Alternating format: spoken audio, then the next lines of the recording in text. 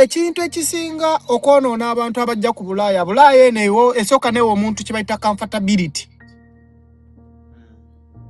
For instance nga wano Canada nti Canada bw'otuuka wano gavumenti nga ye ina ne benefit zekuwa. Kuba omwana ali e Canada atakola asinga akola emyezi 6 e Saudi Arabia. Enzera sejjusa kujja mu nsi nga Canada. Oshegera. Neno osanga omuntu nga ye bw'afuna omulimu alwanana nnyo obutaguluzinga afuna minimum wage $17 n'akolayo emyaka 5. Alani abantu be Bulaaya balina okukyusa that mentality. Ne bw'ojja ng'oli mukulu, there is some courses gy'osobola okusoma within 6 months, a year, 2 years. N'obeera bulungi nnyo mweno ensi nga togyevuma. Ffe kati obulamu bwe tulimu titweyagala twezuula. Allahu Akbar. Nze every day it's my weekend. Every day it's my weekend, my brother. If you have any chance to escape from Uganda to look for another pasture, go. Don't fear to start life. Because nze nkubulira Alani, sente ze nasooka okukwata mu Canada mu bungi. My entire life in Uganda saazikwatako. Gwe try your best okulaba ng'oyingira Canada. Everything it will change. But in my concern njagala kwogera ne bannyinaze bange ne bakulu bange ne baganda bange abawangalira ku Bulaaya kuno. Those people batuvumaganyiza ne batwogezaako mbu yamaze ku Bulaaya kati wuuyo yakomye otana China. My brother ffe tulina. Oba abo tebalina, for us we have. Bwe ntandika okugamba project zendi mu kwasaganya muganda wange ojja kutya. Gwe Bulaaya tomwevuma. We have. Simwevuma, it's my home, bro. Wensibo kasiye breeders emitiyana gw'olina okweyuna weegulire ente ezo ez'olulyo okuva mu Kasirye breeders emitiyana. Buno obugagga bwa nsibo balina ente z'amata ez'olulyo omuli Holstein Friesian, German Fleckview, Ayrshire, Gansi, Jersey, Giriranda okuva e Brazil. Amata ogenda okufuna lita za 25 ku lita za 36 olunaku. Era be balina ente ez'olulyo mu Eastern Central Africa ezimanyiddwa nga the milking gear. Zino no zikuwa lita 60 olunaku weenogera ensimbi. Nga weegulira ente ez'olulyo okuva mu Kasirye breeders emitiyana. Tusomesa ennunda y'ente z'amata n'ofuna ensimbi kiralo. Bakobereko 0756 bakyali ku mitimbagano gyonna ku TikTok, YouTube beba Kasirye breeders emitiyana. Views expressed in the following conversation do not represent the views of this channel. Kale kumukutu kwe tuli CRUZ exclusive ala CRUZ gemanya nyongero banirizaako yonna gye musinzi kubanga ate mutulabira ku mukutu gwaffe guno omulungi. Tuli mu studio za CRUZ exclusive nabagamba tu streaming 360 mu nsi yonna mu ggwanga lyonna tukutuukako yonna gy'oli tewetaaga kubanga oli Uganda so kubanga oli eyo gy'oli mu America, oli Canada, oli UK, oli Germany, France, Belgium, Afghanistan, Saudi Arabia, UAE, oli Sudan, oli Kenya, oli South Africa, yonna gy'oli tuba bulungi nnyo era n'embeera sana. Ndina musajja wange Francis tugatagatta wano ebintu byaffe ne tuba nga tusobola okuba nga ate tubafuna bulungi nnyo era gye musinzidde okuba nga ate mutulabira. Tuli proudly part of Banafa Bakasirye breeders emityana abakutegeeza nti osobola okuba nga ate ofuna ente ennungi, breeds ennungi, okulaba nga ate embeera etambula ddala bulungi nnyo. Obulunzi leka buleme kubowa ng'olowooza nti obwavu bukwolekedde. Nedda, weebuuze ku bantu abamanyi kye bakola Bakasirye, ekyo kye bajja okuba nga ate bakola n'okutaasa eggwanga ebyo ne biba nga tambula amaddali sana. Ate kw'otadde bannaffe aba Wamato Estate Management bano bajja kuyambako okumanaginga ennyumba zo mu Bulaaya, wakowa ab'enganda okukubba, wakowa emikwano, wakowa basista ba brothers, maama taata, nga ennyumba zo wazizimba oba apartment tuzifunamu. Aba Wamato bagamba basobola okukuwa ssente zo za mwaka mulambo b'emyezi 6 bo ne obalekera ekintu ne babanja. Bakubire namba ziri awo wansi mugende mutuule ku ttebo muteeke naddala ng'ojja mu vacation yo byotunuuliremuko osanga oyinza okufunawo enjawulo rentals zo atala nikozi nabagamba nze ŋŋenda okulanga wano mufunadda nemwekenenya emutino ndina musajja wange Francis and of course ye producer wa show yaffe ne ya CRUZ exclusive yakonectinzeeko dda omusajja okuva wali e Canada. Sajja ono yaŋŋambye naŋŋamba Alan abantu bavunza bannange Alan abantu bavunza Bulaaya Alan nze Canada ndi mu myaka 3 Alan obulamu bukyuse era musajja naye yaŋŋambye Skyla kiyaŋŋamba naŋŋamba Alan ve Uganda mujje tukyuse obulamu tuzimbe ensi yaffe tulina ozimba ensi yaffe. Sajja agambye emyaka 3 gye yakagenda e Canada gye yakabeera e Canada teyejjusa winter amuwuliranga sama agiwuliranga Dubai kwegamba ebintu byamugondera wabula waliwo ate abajja ne batugamba Alan ekiri e Bulaaya Alan ekiri e Bulaaya Alan ekiri e Bulaaya naye bantu baŋŋamba ne Alan kuzira ku bantu boogera positive about Bulaaya balekawo tiisa abaana simanyi musajja wange ono ye yali akola mulimu teyaŋŋambye kimu Alan njagala kwogerako n'abavubuka bali e Uganda mbabuulire ekiri ekkano afuna ssente enzungu tetumanyi bapalawa ye alimu ssente mmeka but tusanyuse tusangayire okubona tusanyuse okulaba musajja waffe abantu nga ba CRUZ exclusive badde bakulindiridde dda menga tusanyuse okulaba Edange sasa basanga Alan CRUZ Alan exclusive amanyi abangi bampita tone bank nga bank etereka sente si bank as a river ndi musajja eyenyumiriza mu kyenkola probably right now nsobola okugamba nti I'm among to the professional plumbers in Canada, Toronto. Era so far tebibadde bibi Alan njagala okutegeeza nti nkyali mulamu n'enkuyegezi kyankubira enduulu.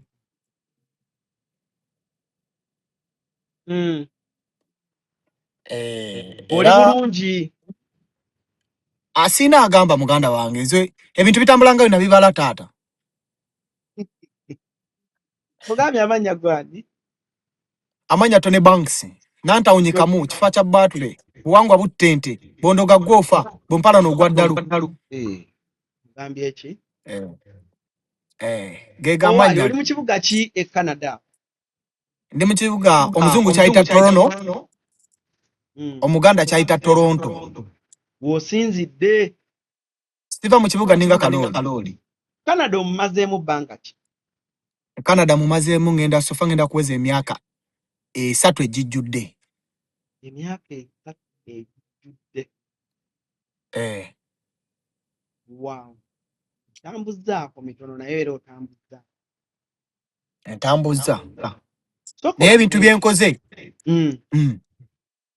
Soko maleyo. Abantu bamazeewo myaka 2. Wangi? Ebintu byenkoze oba byentuuseeko by'abantu bamazeewo myaka 2. Ebintu byatuuseeko e Canada mu myaka 3. Waito obirota yabamazeewo myaka Ana nso chikkiriza nti amwe landlord in Canada myaka 3 gemaze wano. Gambye ki? Amwe landlord. Oyine ennyumba zopangisa. Akabuuza ajjako taata. Mu myaka 3 gwoli mu Canada kyoyo abalaga bataliimu. Ali kati munaye Canada sigenda mwawula ku nsi ezikulakulanye. Bulaaya abasinga bamubala bubi. Tutandike bwe tuti. Taata. Awo tugenda kukomawo.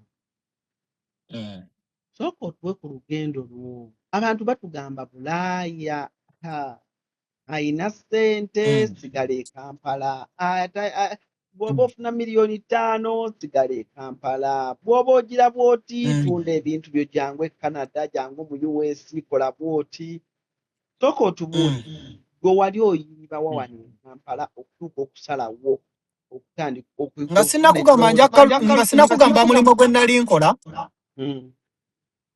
Alani nja kalubizibwa nnyo okubala ssente za Uganda kubanga nzinfunira mu ddoola kati nja kuzizza mu ddoola abantu bagezeeko bifunza kubanga ssente zigenda zinneerabira. Anyway, e Kampala ndi musajja muyiribi teri mulimo gwe sikoze e Kampala awo Alani.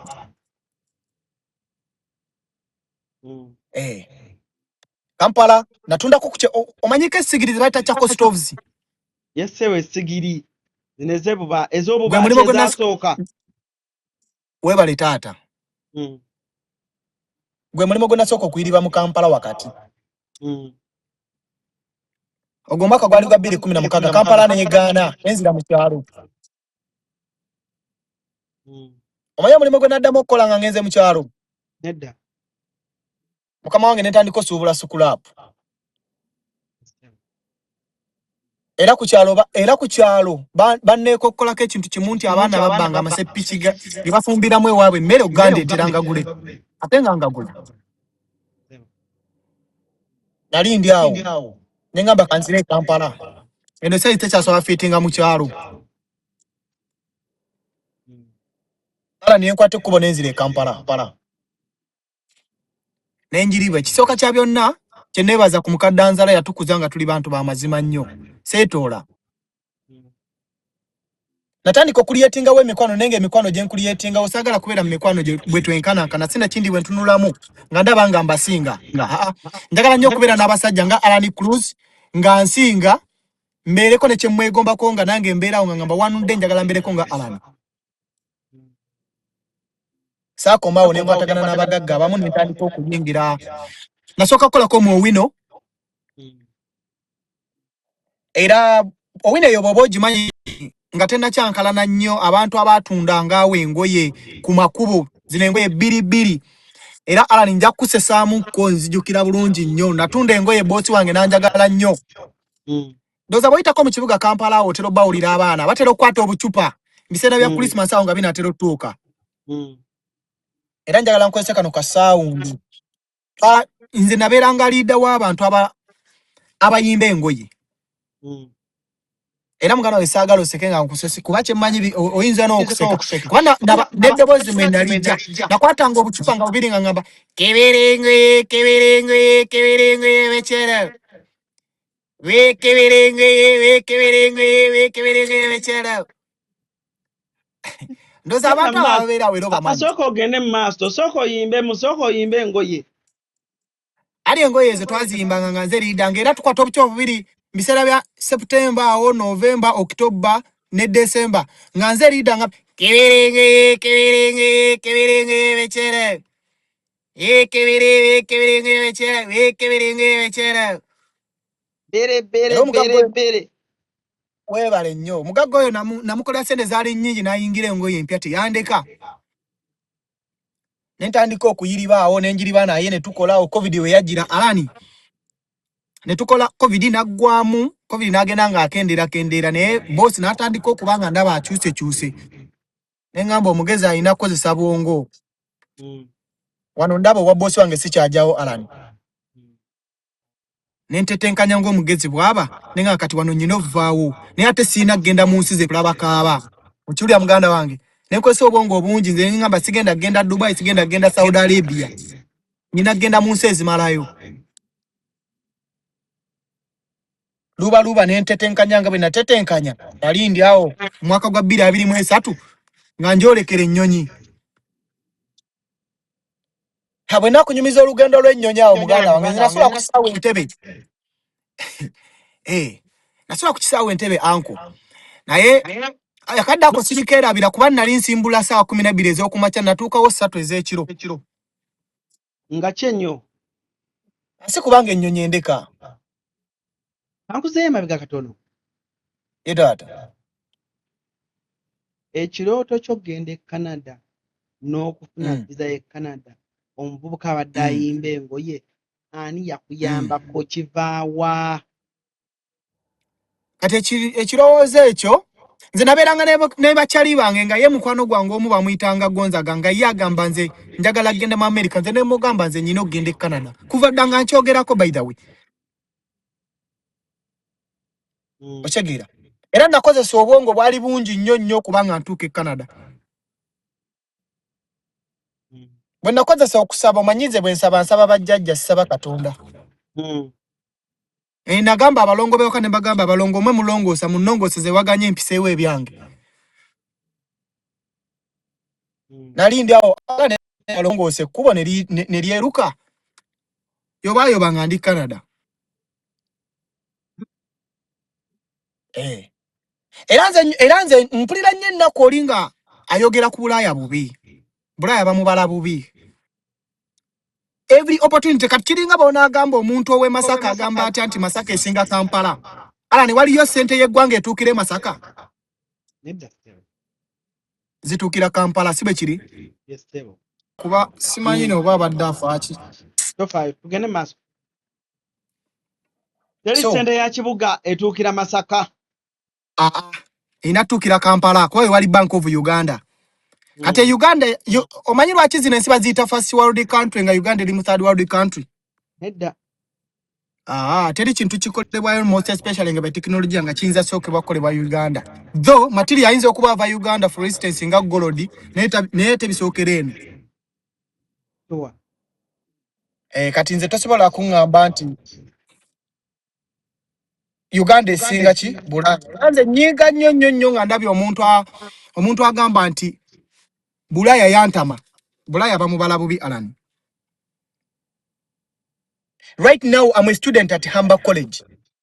Colleges ezimu ezisinga okuba ez'amaanyi mu North America. Era njagadde nyambale bwe nti njize kifaanani ekiraga nti nno bino si byalwali si ki kino tebakigabaayo taata. Nyina student number, nyina build code, nyina Ontario code. Oyingira Canada ove Entebbe ennyonyo girinnye. Kati mu kuyingira Canada era natuuka nti dengaera bobimanyifu first time traveler. Nja kwewunyisa nnyo nti omulundi gwange ogwasooka okulinnya ennyonyi nyina girinnya nzija Canada. Naye ebirungi byenfunidde mu Canada. Tonyumiza nsi ndala Alan. Wajja kunyonyi ng'ojje Canada wajja olowooza. Ekituufu kiri nti ebiseera bye natambulamu nga bagamba n'okugamba abantu batukomya mu kkubo naye nga nze aŋŋamba nti okoma wano gwe nfa naye. Era njagala nkunyumizeyo kasitola akagenda okukusesa Alani. Bwe nali ntuuka ku Pearson Airport wano e Toronto. Najja mu nnyonyi mwalimu Abannayuganda balinga bana. Kati nga tebamanyi bulungi kwennyonnyolako. Ebiseera bye nga bagamba bazzaayo abantu Alan. Kakati nze yasooka okusikaninga passport ne ntuuka ku mukyala ne mugamba, "Hey madam officer, I traveled with 4 people. We came from the same country but they were so tired." Nangamba, "Okay, let them come." Kati omukyala bamubuuza oba bamubuuza what is your occupation? Ne bamubuuza omulimu gw'okola. You can remember tujja ku visit visa. Namubuuza what is your occupation? Omukyala n'agamba Namirembe Hospital. Nze nagamba mwe babazzeeyo mwekka. We nabaleka awo.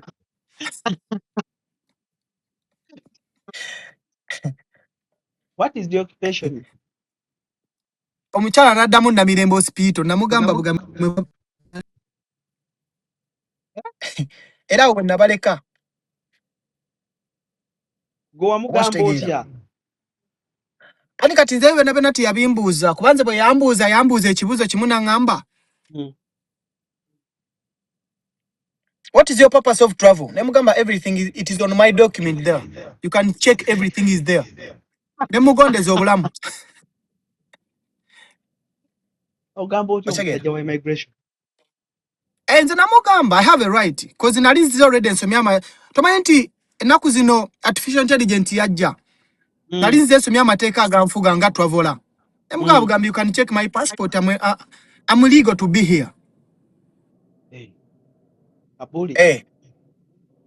Kali kabuli era naye ngera nange neekaza ne ngamba naye wano wagambira nti oddaka nfa naye.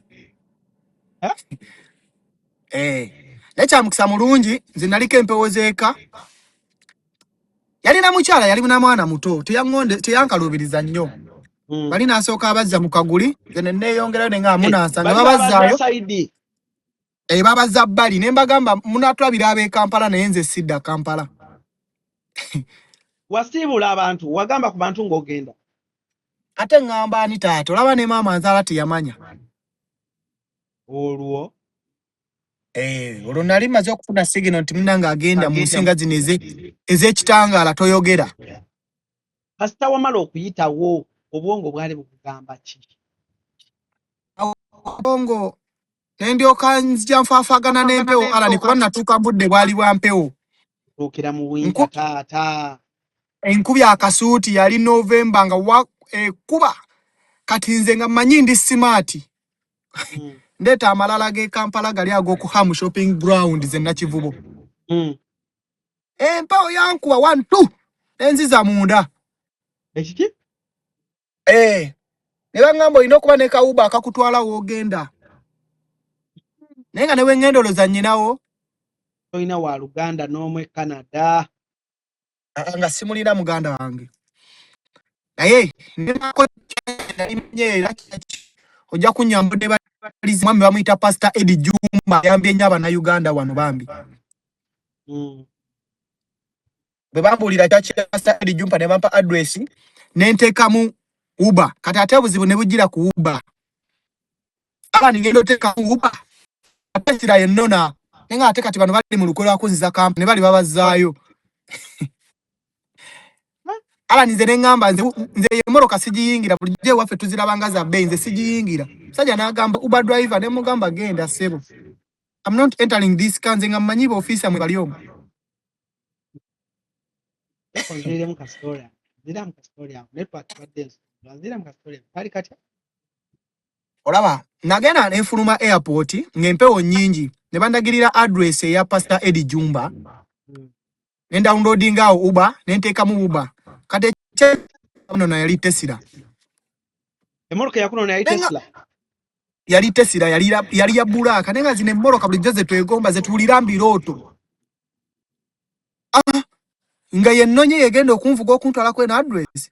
Ne ngamba nedda mwe mwagala kunza Kampala muzeeyo bali bwe mwakutte.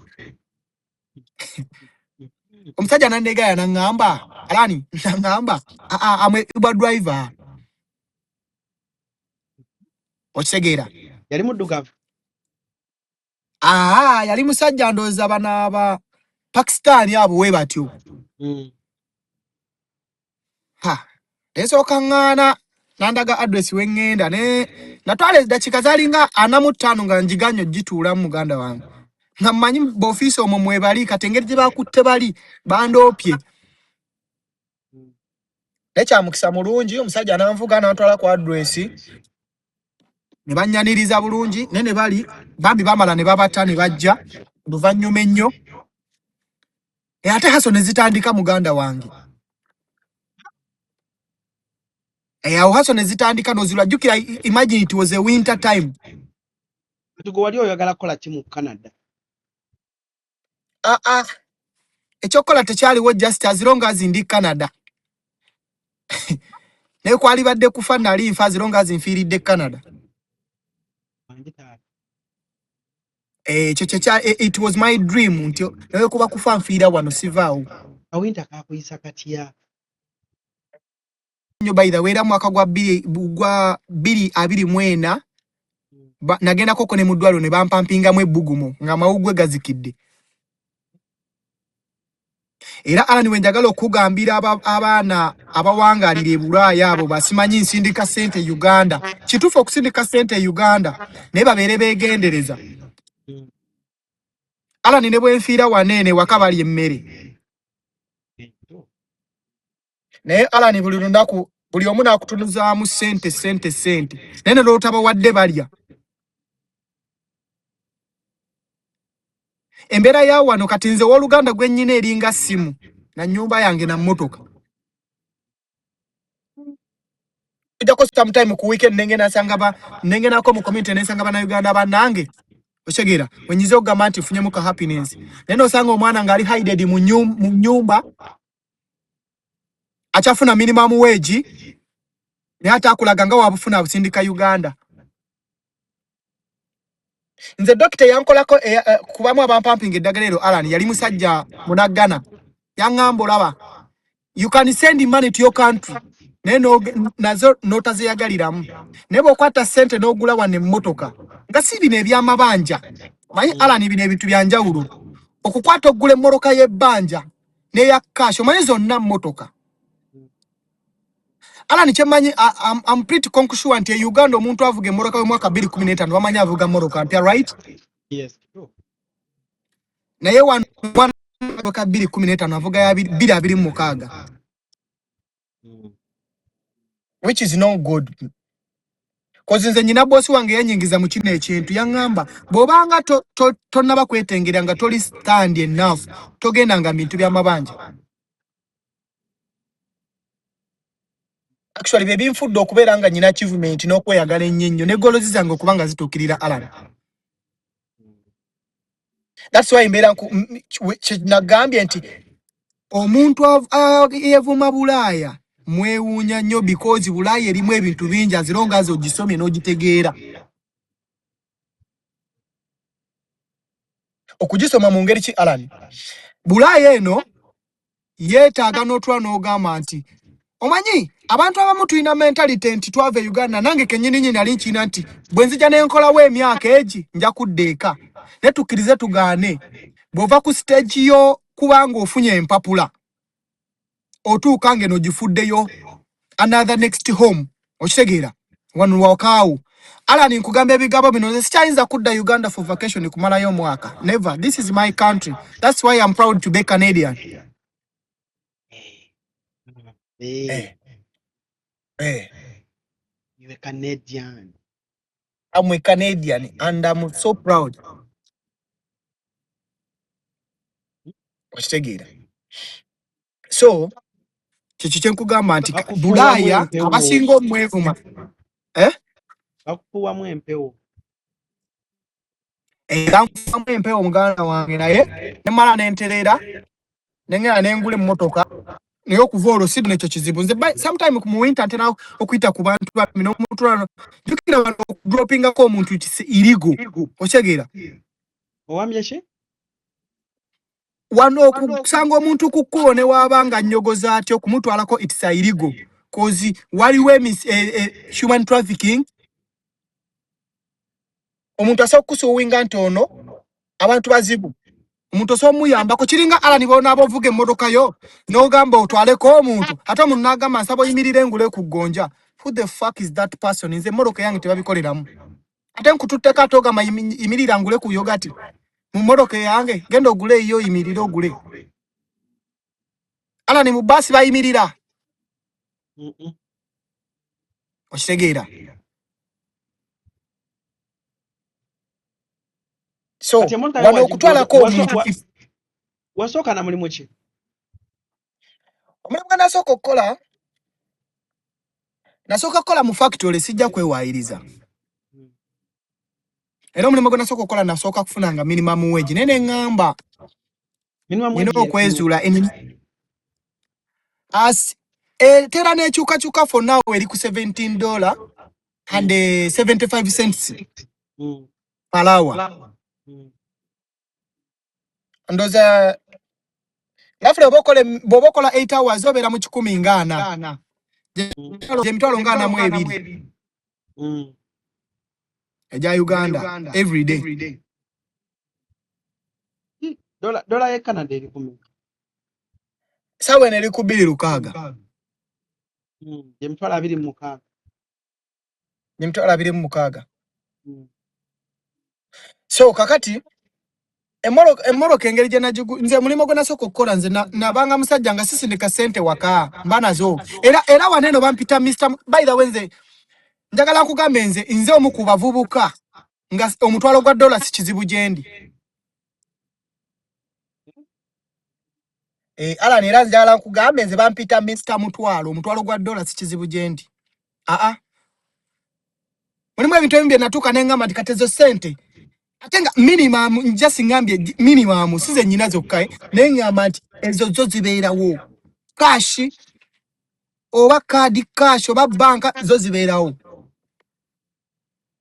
Wow. $10,000 ze miliyoni nga mmeka singa 26. Million. sometime ntambula nazo mu mmoroka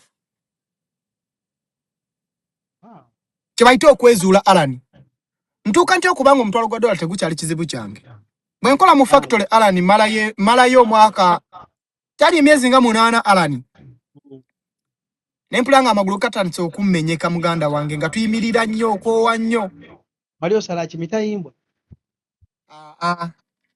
muganda wange factory gye twali tukola ku Bulaaya twali olaba kasasiro wano kasasiro abantu go bakozesa nze nakolanga mu kasasiro company bagiyita JFL nakolanga mu kasasiro nenga it's like a factory nenga twawula kasasiro alina gundi nti recyclist zina kuba zokka ebipapula bina kuba byokka obuvera bina kuba bokka katingazo mulimo gwenkola kwawula kasasiro akachupa ka aluminium kabeera kokka ngoyino okwawula kasasiro baba mugase wamu then nga you have to separate that kasasiro namala emyezi jalinga 8 ala nempulanga omugongo gutandise okutoka nengamba naye bwe mbaako nekyensoma sisobola kubaako nekyosobola kwachivinga mbulamu maaso niyakubulirira nasoka nenebulirira nga nze omuntu nekola research emala omanyi omuzungu alina tteeka ejo omuzungu asomesa gwanaakozesa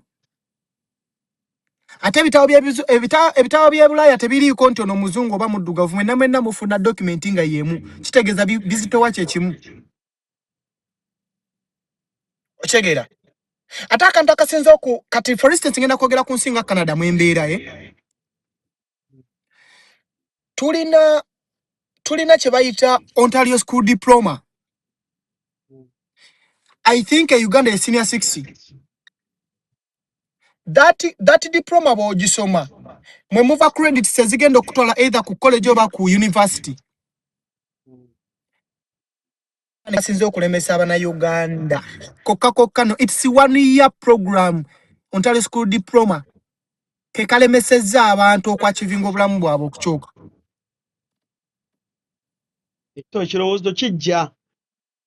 ekirowoozo kijja nengamba naye bwe nkola emyaka 5 wano mugina emirimu singenda kudde Kampala nga nkutuse Alan nengamba omanyi nina okubanga omugezi omusajja yanyingiza mbino era namusanga ku patemu nga alina gwanyumiza nga nemugamba ndi interested mu ekyo nsaba onnyambe yali musajja muddugavu era nakati ye mukama wange ava Benini omusajja oyo nangamba are you interested nemugamba I'm more than interested Basiraamu bannange Tammy's Fashion Hub ebaletedde engoye ennungi ez'omulembe nga za kisiraamu omuli jilibab, habaya, casual dresses, gym wear, office dresses, sako ne veils mu kala n'ebika eby'enjawulo okuli cotton veils, chiffon veils, Turkish ne silk veils. Tammy's Fashion Hub yasazeewo n'okutuusa engoye z'abaana abateezi abasiraamu mu size n'ebika byonna era nga bw'ogula tuzikutuusako wonna woli mu ggwanga n'ebweru w'eggwanga. Okumanya ebisingawo tusangibwa ku Equatorial Mall edduuka namba 3 oba otukubire ku noti 787 noti 57 565 ne noti 756 255 553 ye Tammy's Fashion Hub abakutuusako engoye z'abasiraamu ez'omulembe. Okay, so ofuna amagezi okusoma esaata gena maaso kakati akantu akasinga okuba baganda baffe abeevuma Bulaaya kokka newojjanga oli muntu mukulu wano waliwo courses n'ez'emyezi 6 ng'osobola okusoma course y'emyezi 6 n'owachivinga. Okay. Naye yange tebagyepampalikako Alan si munnyu nti buli family mweguli. Balina okwegendeza kubanze course gye nsoma ya myaka age.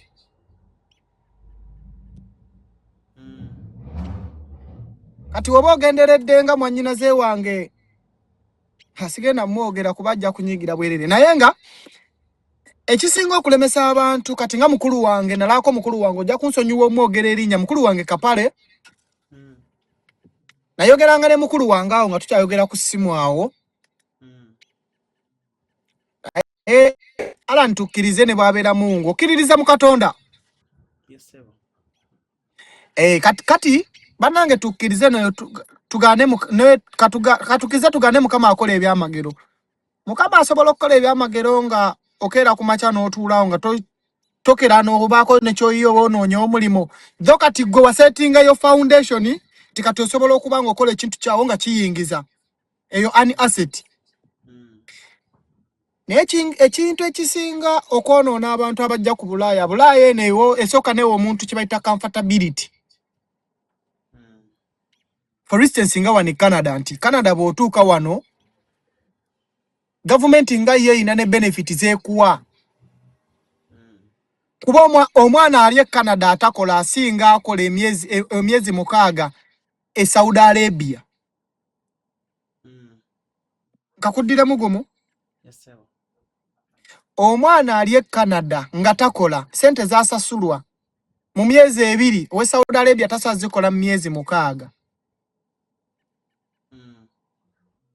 Okitegeera kati bwe batuuka wano nze nja kwogera example njogera nnyo ku Canada kuba yensi mwempangaalira.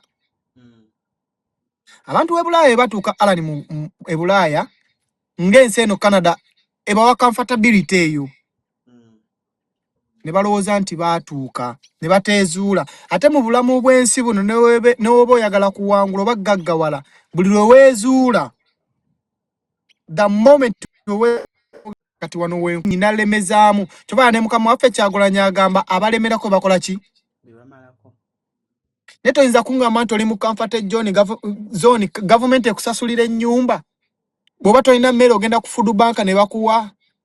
Bwe omwezi we negumala ne gugwako ne bakuwa milioni 7 n'osindikirako ab'e Kampala. Ani akuwa milioni 7? Mukama wange government wano esobola okugaba milioni 7 bw'oba okilaiminze nti olina family e Kampala.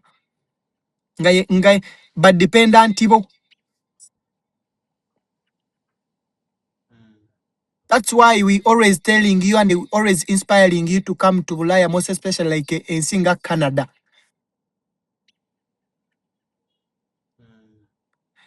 Enzera sejjusa kujja mu Nsinga Canada.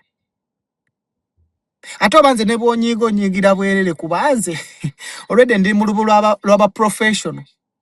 Nakugambye guno simu nnyo nti buli family mweguli.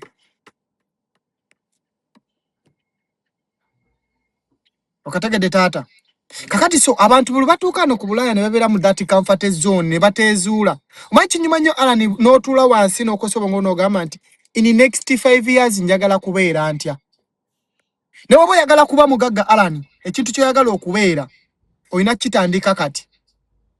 Agaga babyogeddeko ba Miss Kigundu bazze babyogera ng'ekya n'eggulu.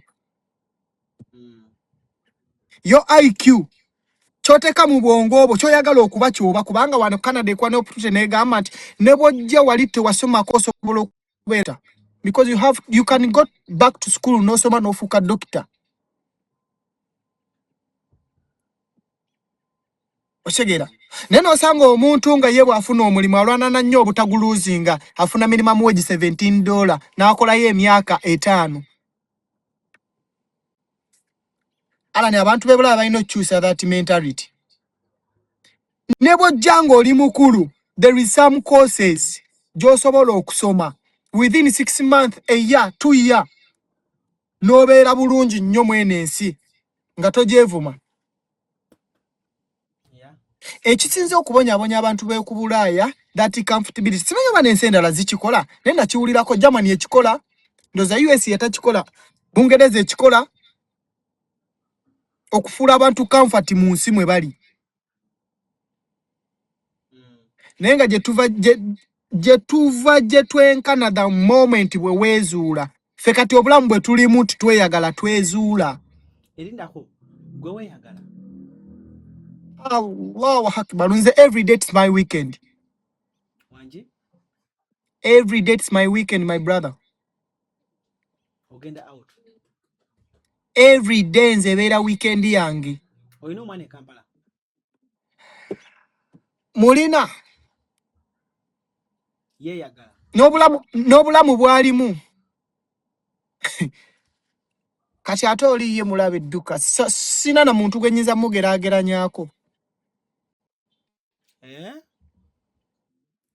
Naye ng'ekikulu kya byonna kutula wansi n'okola kye bayita strategic plan n'ogamba nti within next 3 years 5 years ngenda kuba ntya era ngenda beera mu this factory jobs. Gwe bwe wetwaliramu eyo embeera be bootuuka n'agamba nze Bulaaya entamya amagulu gaafa.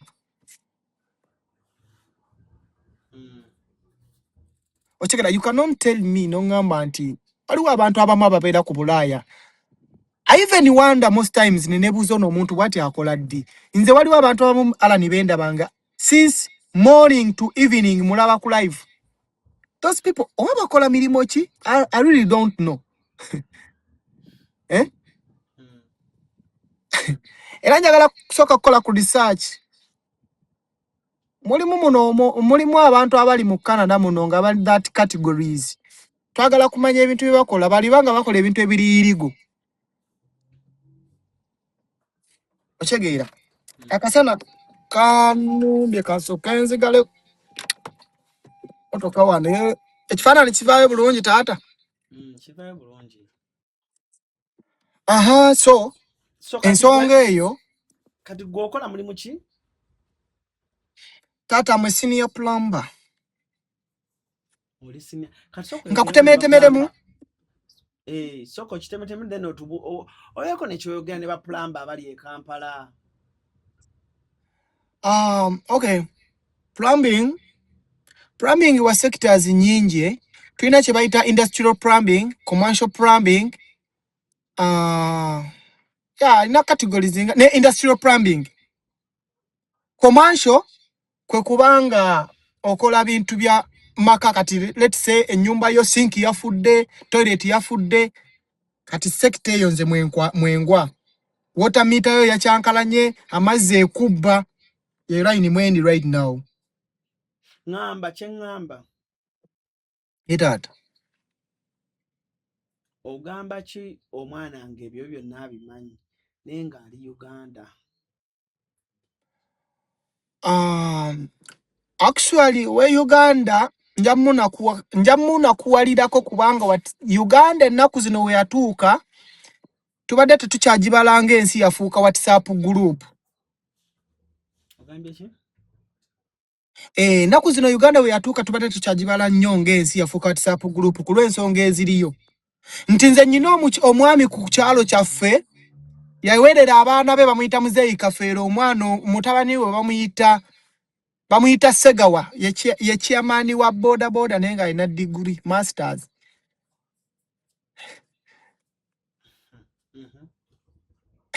That's why nze buli lwe ntuulaawo nsabira eggwanga Uganda. I always cry about what happening in Uganda. Kubanga someone okubanga alina masters nga ye chairman wa stage ya boda. It is really disgusting. It is too embarrassing. Ochegera. So the advice je nandiwadde, for instance abantu abalina professional nga mu bino omaye eno plumbing egwa mu under trade. Cause trade mulimu construction, welding. I think Uganda tugenda geranya ku baana aba welding. There are many people who are doing that job in Uganda, right? Welding job. Now how much do you think those people are earning a month?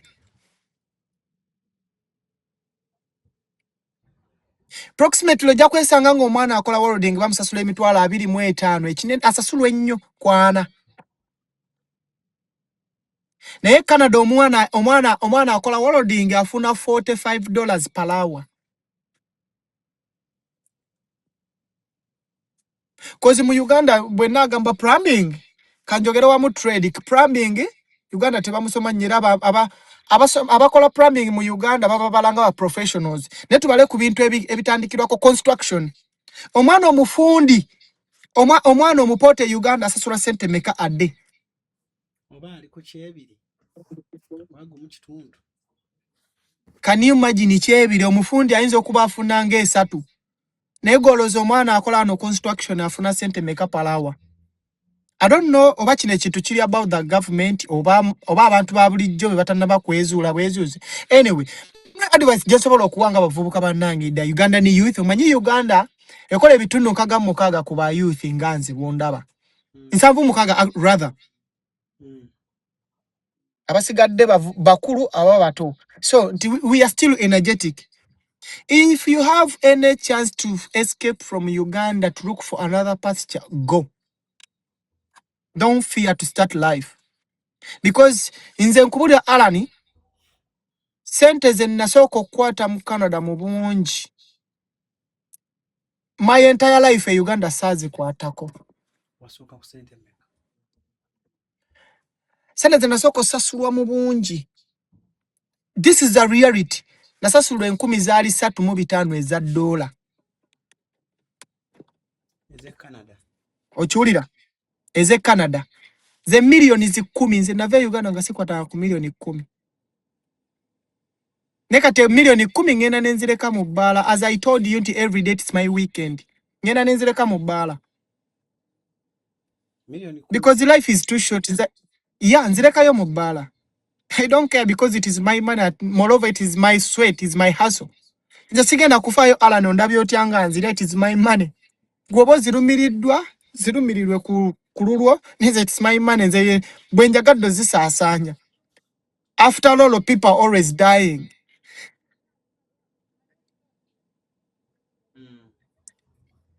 Oba okitegeera. So the only advice gye nyinza okuwa ku bantu kozi simanyi nti obe Uganda y'abaana nga youth nga nze nga bakola plumbing tebabiriimu nnyo ne mu construction mbalaba nnyo ne mu welding.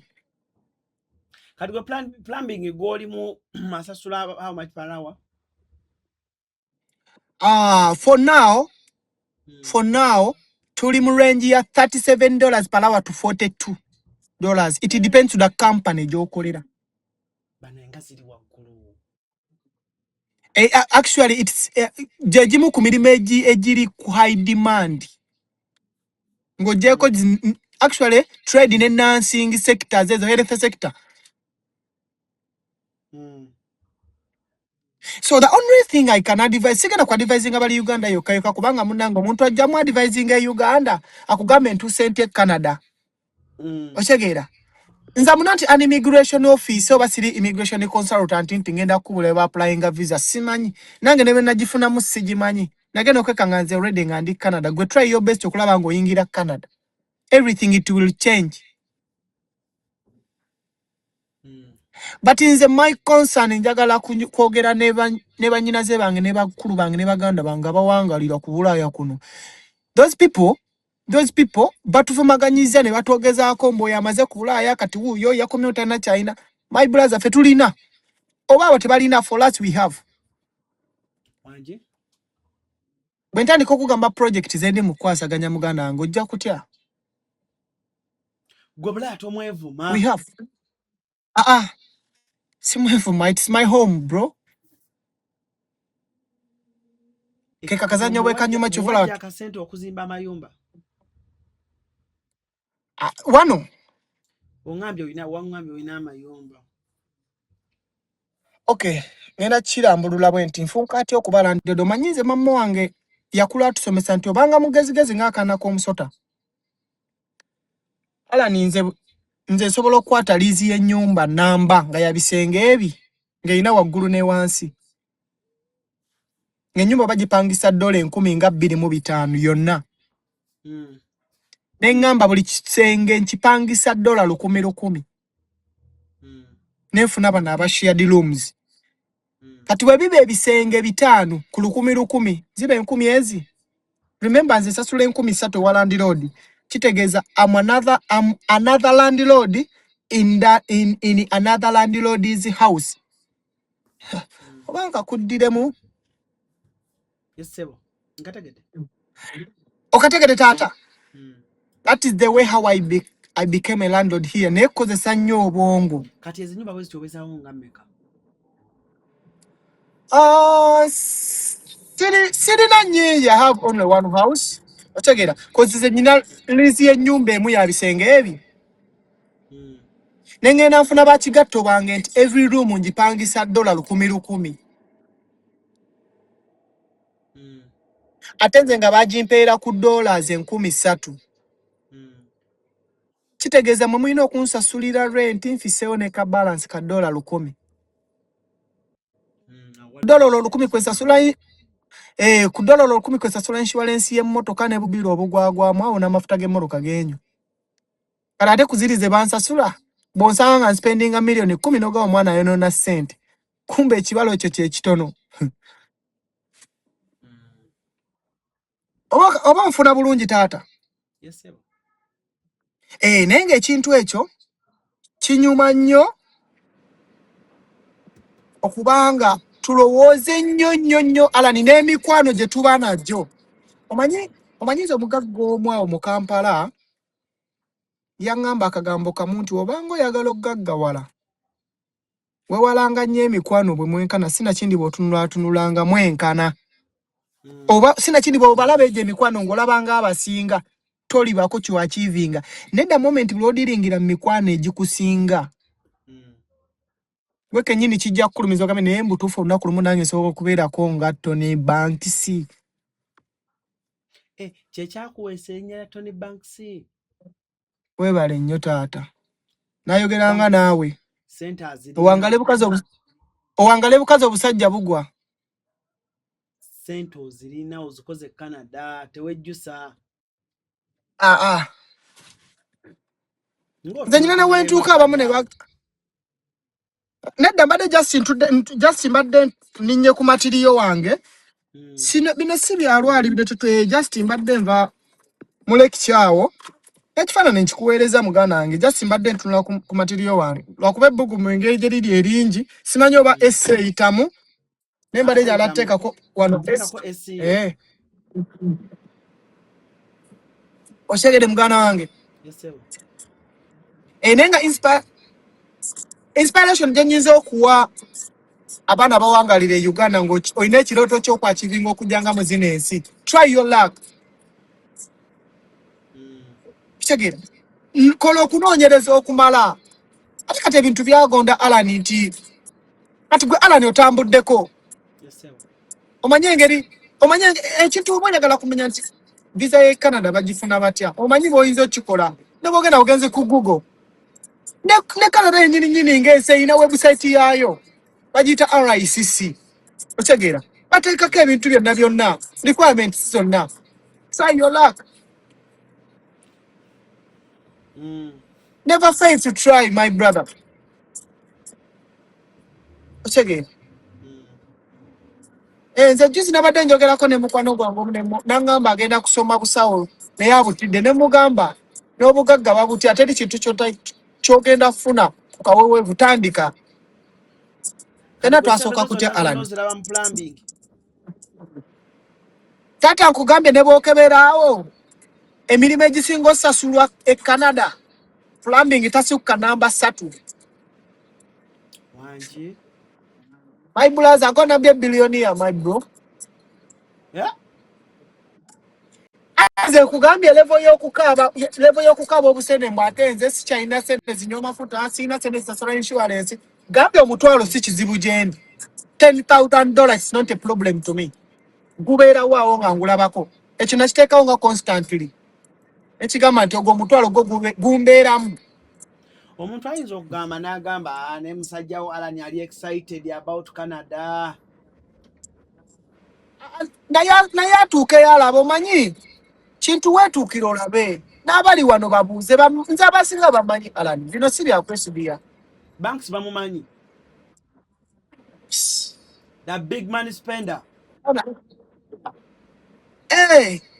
Bwe mba nsazeewo okuspendinga Alani kubanga eti omanyi ffe tetukyagobagana nansi Alani.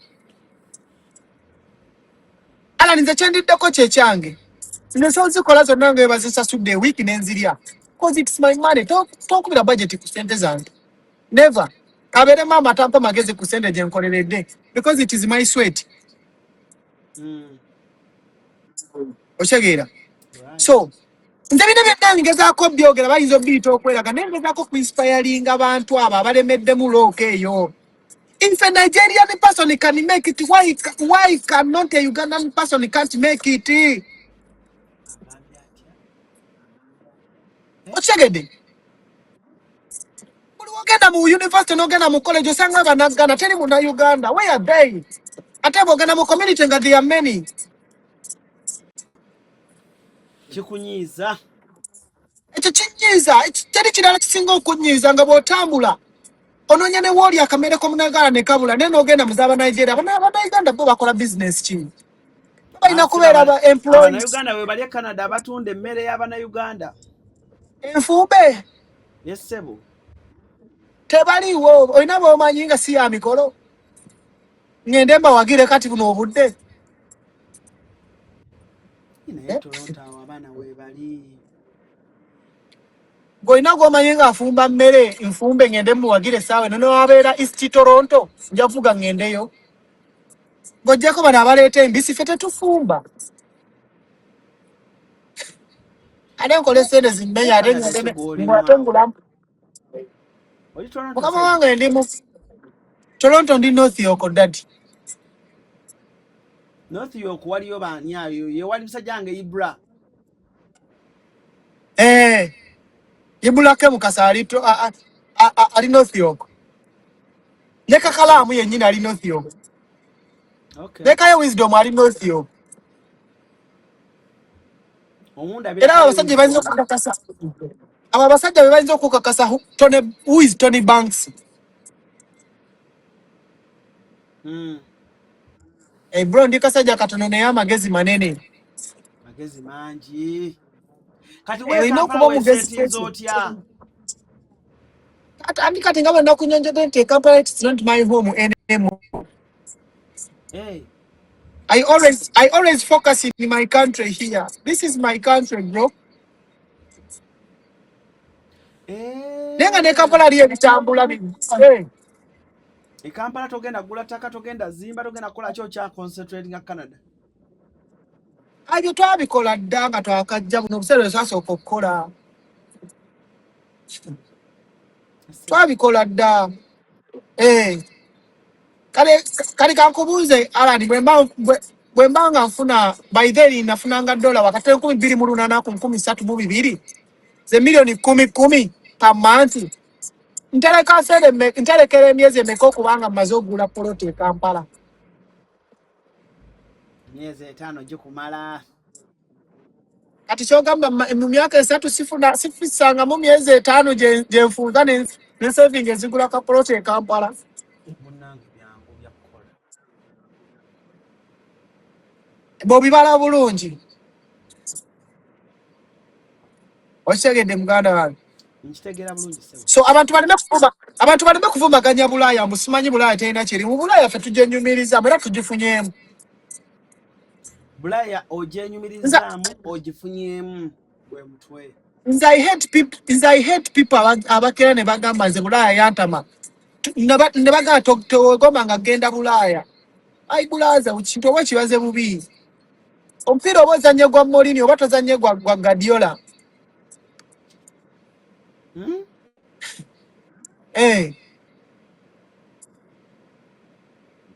Nyumira nnyo abantu abali positive ku Bulaaya awo. Nkubuulira amazima omuntu akumalamu amanyi nti Bulaaya terina kyerina. Abanga omuwagizi wa Arsenal awagira Arsenal nga ku akawunti etawezaako 10,000. Olutuuka.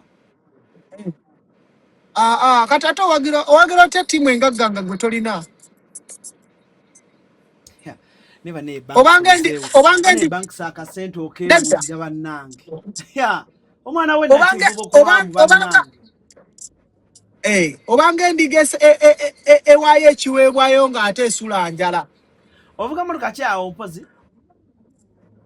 Nvuga Honda Civic 2023. Gikebereka awo. Gindage kebwe. Ekyo tokikola ojja kuleetera abantu abagezaako okundoga. Naye yagezaako okundoga namugamba eddagala balisindikira ssente mmeka nziweereze. Agambye ki?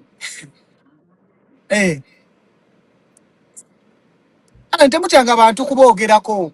Ale mu nsi muno Alan oba abanga tebakwogerangako oba tolina kyewaabadde golowooza tebakwogerako bakwogerako ebirungi byereere. Nedda sebo. Ne buli okola erinnya n'okola ne ssente zera bajja kwogerako. Kati ofuna ddi omukyala e Canada? Ebigendererwa by'abakyala e Canada nze si byendiko kuba baana abakyala nabo bali ku byabwe. kuba buli mukyala gwe weegomba ye ng'agamba abasajja bantama kati twabavaako. Oyina omukyala e Kampala? Ekyo sijja kyogera it's my privacy naye era nga bwe kunnyonnyodde nti yingini yo omuyitale mutugambire nti Yesu adaddi singa eyonoonese nnyo. Kale njagala kubanga ate nkusiibula muganda wange naye ebigambo ebisemba eri bannayuganda abali e Kampala abavubuka. Abavubuka balemere ku kirooto kyabwe, balemere nnyo ku dream, etogwamu maanyi. Otegeera embeera neweekuba etya situka otambule. Buno obulamu bw'ensi bulinga budde, tomanya nkya werugenda kukya ate tomanya lizikiyo, naye tolwanira nnyo Alani waabuukidde oba Tony Banks waabuukidde. Werinda lizikiyo, noonya lizikiyo weeri. Nze advice gye nnyinza obbawa n'okulemerako balabe nga balwanirira eggwanga. Okay. Otherwise tujja kwekalakaasa ffe ng'abali e Bulaaya, Uganda bagijje ku map. Kale tweyanze ng'essebo. Kale taata Kale nga tonnavaako. tunaddamu muzeeyi. Kale tulindako kuvaako. CRUZ exclusive kwe tuli. Saagala kubanga ate nsukkaku wano olunaku olwaliro. Omusajja mumuwulidde. Oyo bamuyita Banks. Ali mu ggwanga eri Canada. Agamba teyejjusa kyeyo era agamba ye byafunye ku kyeyo teyandibifunye ku haamu, teyandibifunye ng'ali mu kuyimba Engoye. Omusajja yali ayimba Engoye bw'avaayo n'agamba nti mu bbala yenywera miliyoni ze 10 ate n'abanga obulamu bulungi. Muganda wange tone omusajja muleka asanyuke, tonyiiga, tozimba mutima. Kituufu abaafa abapapa balwadde tebaagala mmira ddagala. Yoyo omusajja. Kale muse bulungi mwera.